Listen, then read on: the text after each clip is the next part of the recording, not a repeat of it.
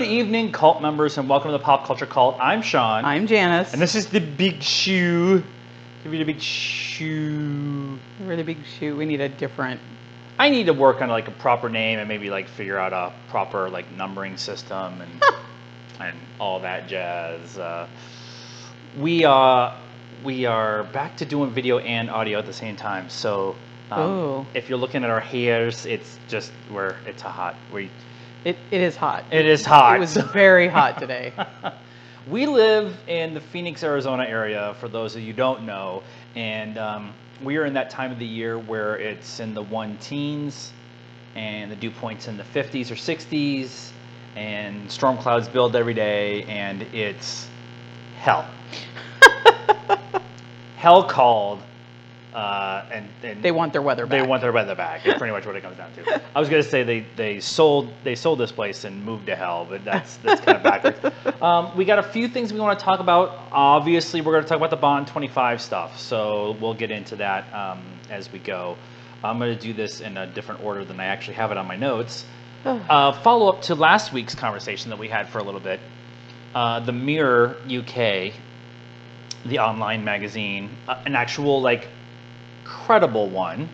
We'll talk about credibility and stuff later, but they had an article today talking about Doctor Who and what's coming, what could possibly be coming, stuff like that. And they are saying that Cybermen are going to be in season 12. Okay. And we're also getting the Rhino guys, the right guys. Right. But the big thing that they said in this article was this season is going to be much darker than the previous season. Okay. I mean, that's kind of what we've been used to. Right. Matt Smith was a little, he was, I won't say lighter, but funnier, but still kind of had that underlying very heavy stuff with Matt Smith. Darkness, like the pawns and all of that. There were some tearjerkers in there, but Smith, Tennant, and Capaldi all had, for the most part, very dark story arcs and dealing with consequences that previous iterations of the Doctor had dealt with. Yeah, I mean Tennant and Capaldi specifically. I think Matt Smith was a little more childlike. Yeah, but they all also dealt with it at times with humor. Yeah. So very dark subject matter with humor thrown in for levity. And that all is required by having good companions who can kind of do both. Yeah. And I think this group of friends, still working on that, can do that. But I like the idea of going to a darker spin, Yeah, definitely. I think it was too cheery this last season. It definitely, after coming off of Capaldi, yes, it was very jarring, very cheery, and the Doctor, as we know him, her, they, is a dark. I mean, he's been around. She's been around they've been around. Pronouns have been around for 900, 1,000. The Doctor has. Well, okay. Unless you count the millions of years. Peter Capaldi was in the mine, the prison, right?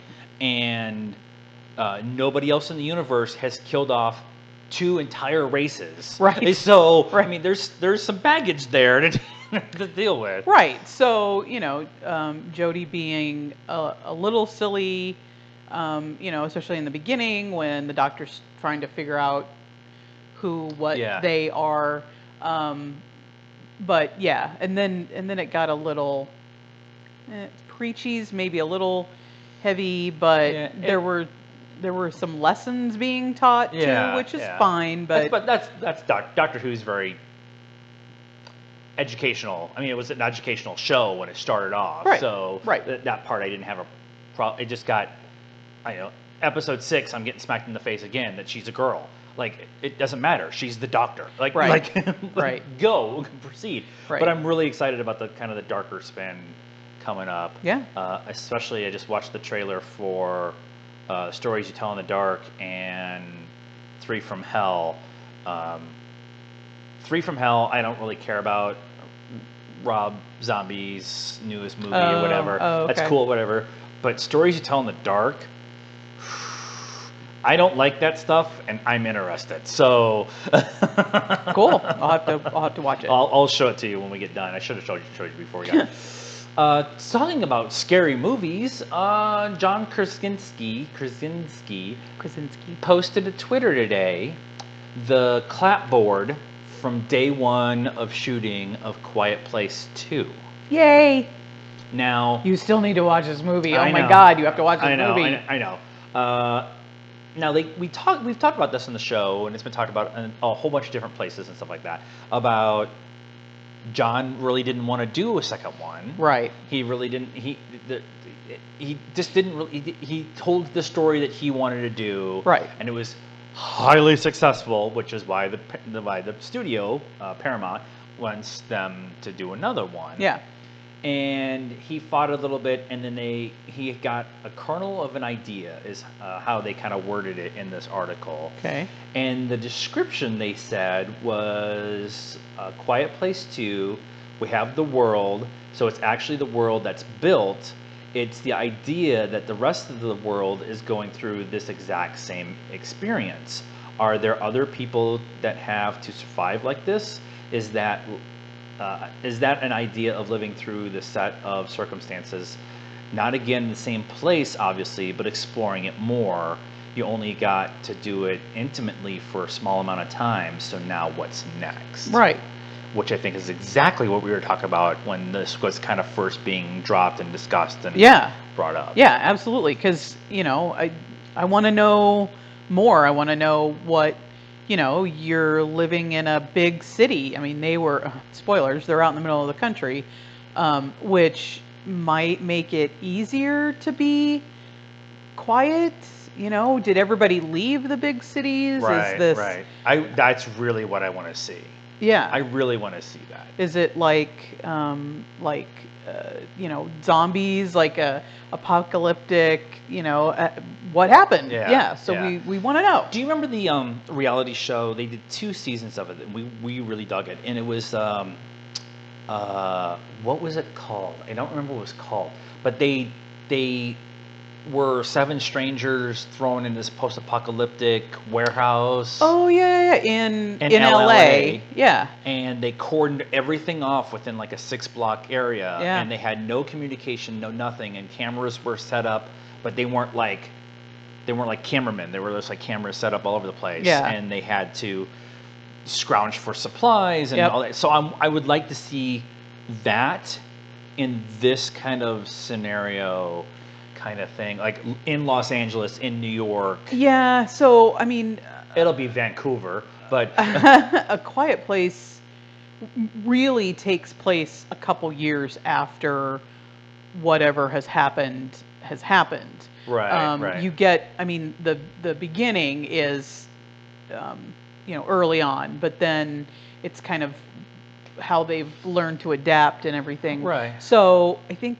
if you do that, you're having to start from a different place, which there's, I guess, nothing wrong with that, or not a different place, but a different time. Right. Right. If you start right after, I don't know.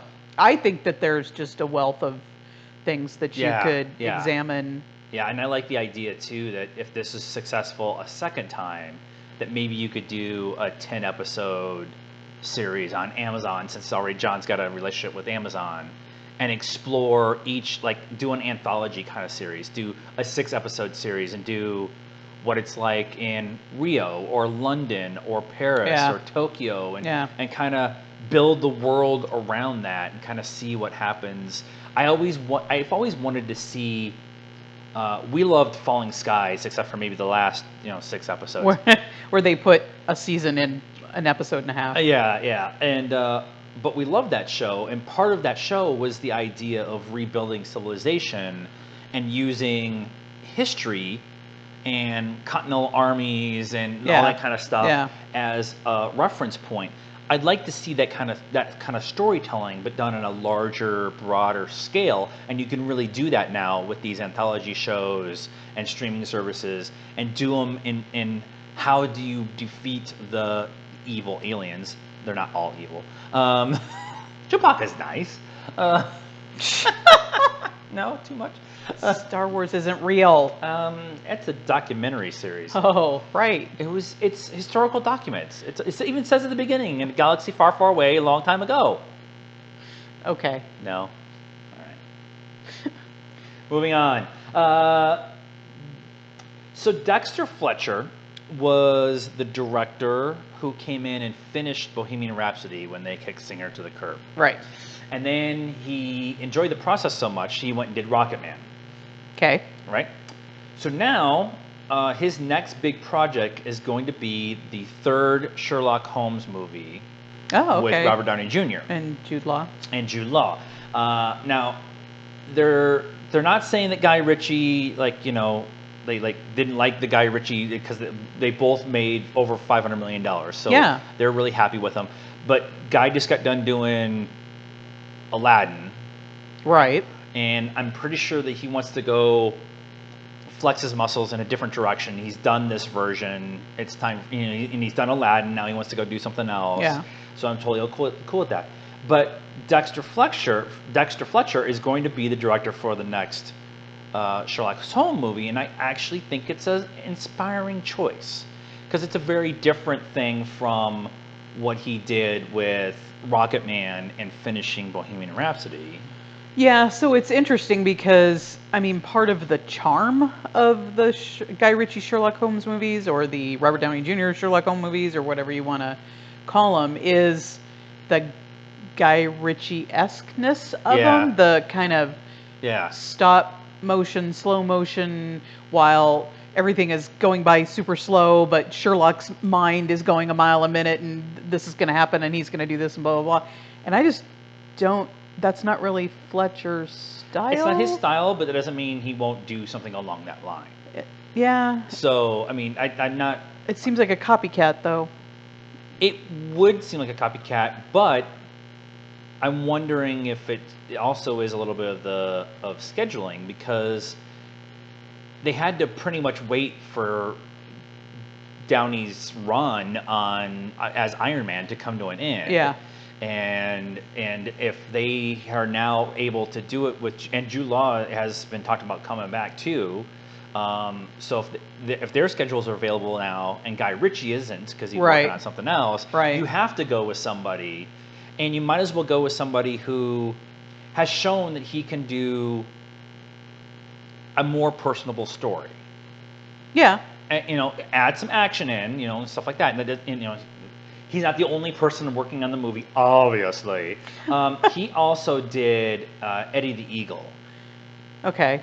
With Taron Egerton, yeah. Which I wasn't a big fan of. Yeah. It was okay. It was Disney slapping you in the face with how awesome, it's not what I wanted from that movie. I'll say it that way. Yeah, it was very ABC. It's very ABC, very Disney, kind of thing. So I'm interested to see how he handles this. How he, I'm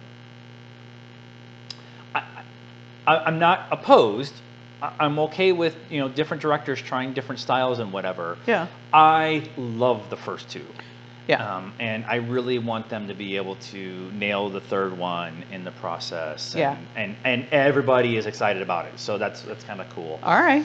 We'll see. Speaking of spies, since we're getting to the Bond 25 thing, we did a trailer reaction for The King's Man, not The Kingsman, which is the prequel to the Kingsman series. Right. Which is set in, we did a trailer reaction this afternoon. I did a trailer reaction. I was going to say, we did? It's the royal we, the big W. It is set in World War I. And so it's very interesting. I will add it to the end of this video for those of you on the YouTube channel. And there's a link to the YouTube channel on the podcast feed. So it's definitely a much more serious take on the Kingsman. At least from the trailer. That they showed. Okay. Right. And it doesn't come out till 2020. So I'm wondering what's going on that they're already pushing it.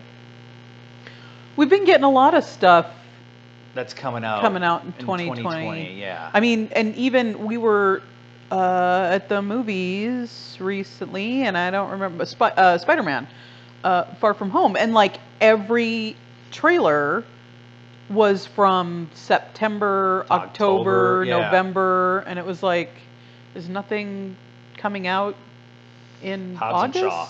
Yeah. Hobbs and Shaw. That's pretty much it. Yeah, it was weird. So, yeah, they're already planning for 2020. Yep. And then, speaking of stuff that's going to be the future of everything, hashtag CouchCon begins on Thursday afternoon for San Diego Comic-Con. That's right. The yearly pilgrimage to San Diego is about to begin. Actually, people are there already. I was going to say it's begun. People are there already. And the deluge of information and trailers and stories and interviews and all that stuff starts Thursday. But our full coverage will start Thursday afternoon. And then all day Friday, all day Saturday, and then if there's anything left over for Sunday, I might just sleep on Sunday. But we will do as many trailer reactions and short little updates, news clips, news things or whatever. Updates, yeah. Specifically, I'm thinking when they drop the Marvel stuff. Definitely the Marvel stuff. And then Russo brothers are teasing all kinds of stuff. They're doing Funko pins and stuff for their panel, and they've been posting little videos of, it's just a black screen with the date. Right. And then it was audio from when they showed the trailer to Infinity War. And then the next day it was Hall H. It was a black screen in a Hall H, and then it was something from Community, and then it was like each thing was different. It was, I don't know what they're. We don't understand your cryptic message, Russo brothers. It's the Russo brothers. But we'll be posting as much as we can, and so please definitely follow us here on YouTube. Follow us on our social media stuff too, if you're on the podcast feed, because we'll be uploading pictures and images and stuff like that as we get. We don't have any correspondence directly on site, but Robert and Vanessa from Late to the Party will be there, and I will probably be sharing their stuff too as we go along. We also have a movie on Friday. We have Lion King. We're going to the Kings of the Lions. Yep. So we'll probably do a reaction. We might do a review of it when we get home. I've heard mixed things.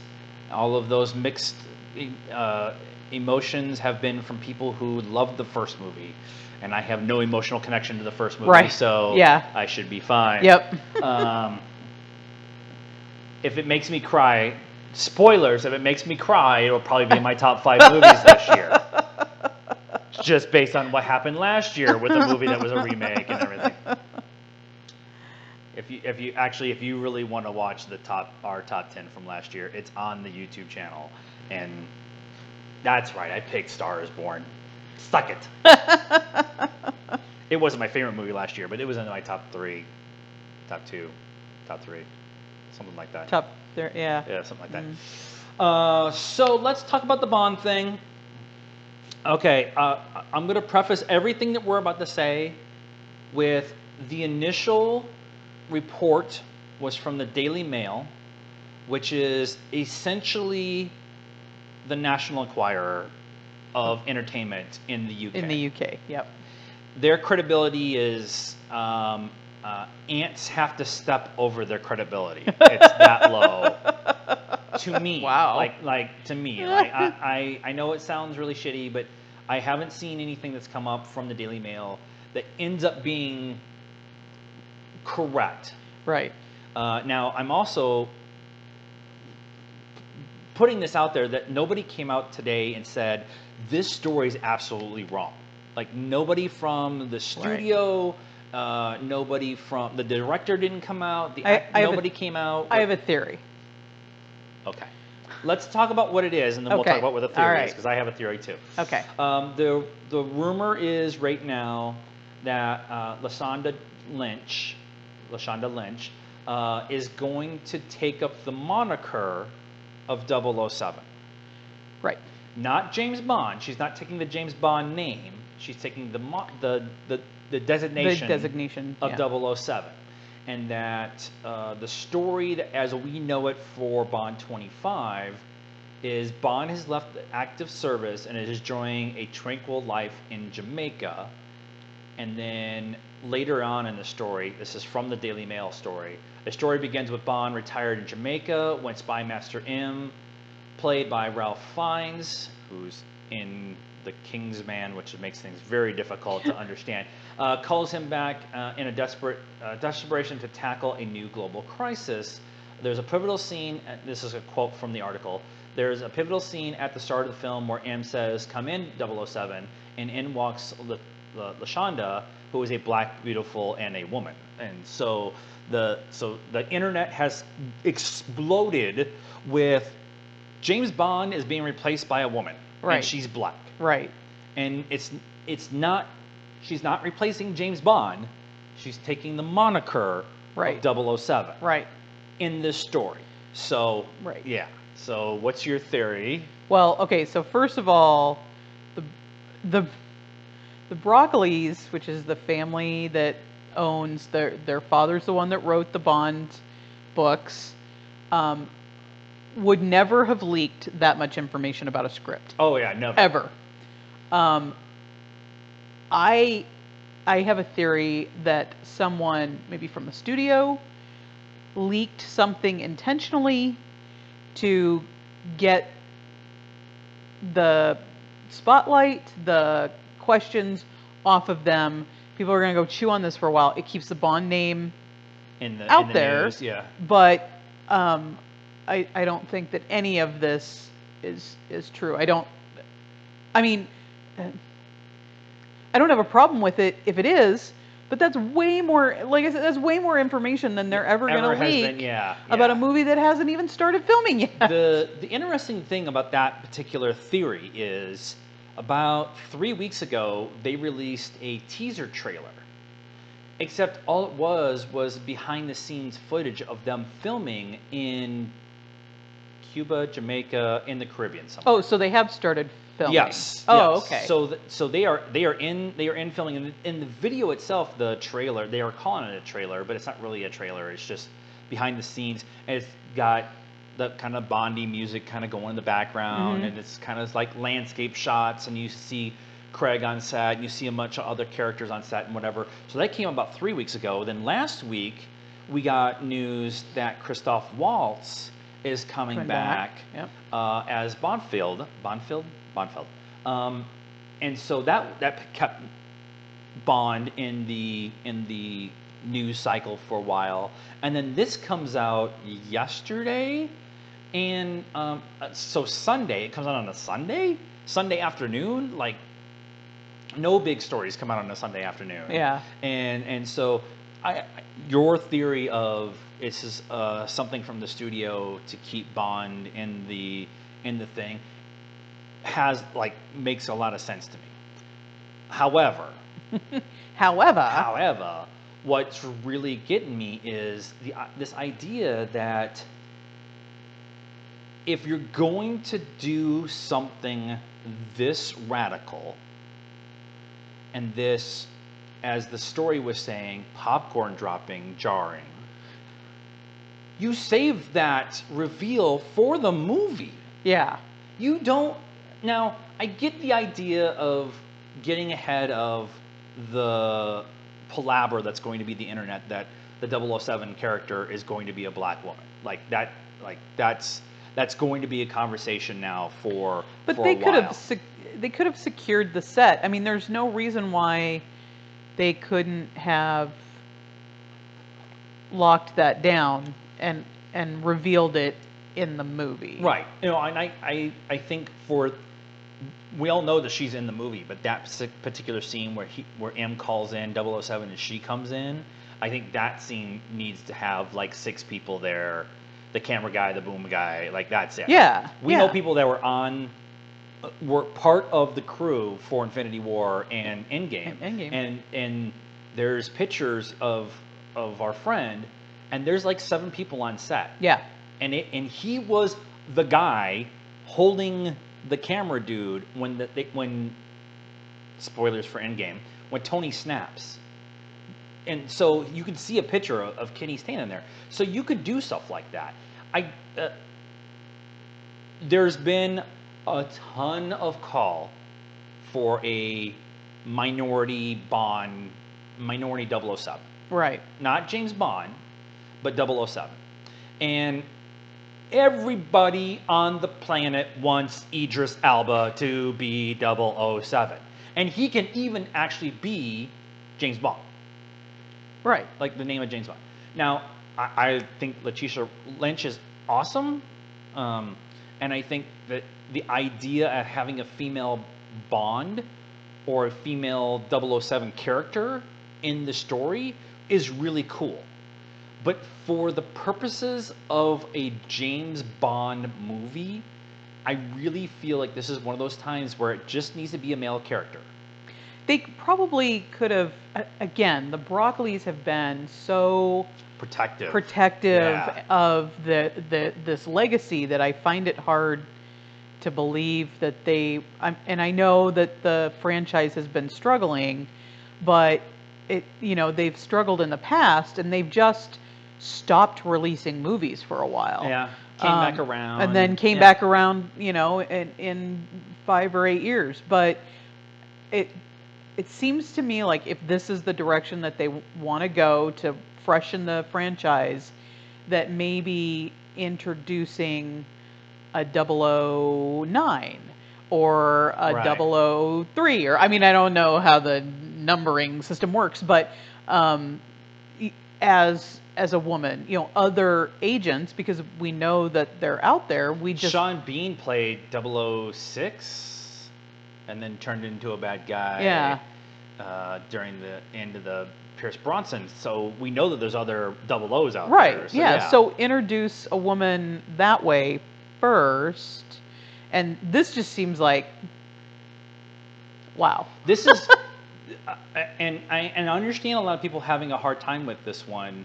There's been a lot of talk online, and it hasn't, from what I've seen, there's the racist bigotry asshole stuff that's going on out there. But a lot of people are talking about it respectfully, at least it seems, much from my point of view, which is it's a male character, needs to stay male.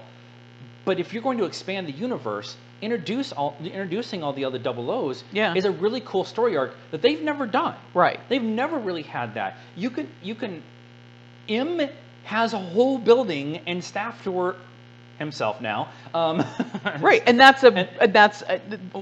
M has changed over from person to person to person, and can be a guy or a girl or whatever. So obviously, why can't there be? And they've proven it. There's other 00s out there, and so yeah. I just think the thing that's really been killing me on this conversation, and we're almost done for the night, is every title that is dealing with this particular subject says Bond to be played, or the Bond moniker to be passed to a black woman.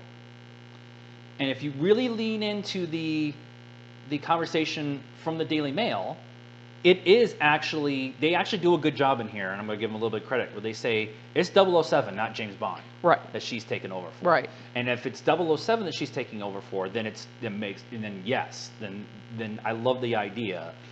But however, I always thought the name went with the number. I always thought the name went with the number too, but I don't remember necessarily anybody saying either way. Yeah. But the idea is the internet's misleading of telling stories is really what's kind of fueling the fire of hate right now, and that's not really fair. So that's this week's show. I hope you guys enjoy it. Remember, we're doing a whole bunch of stuff for CouchCon, for San Diego Comic-Con this year, so keep your eyes open for all of that stuff. Subscribe to the channel, subscribe to the podcast feed if that's where you're listening to us, and follow us on all of our social media stuff. It's all in the description below, including our Patreon.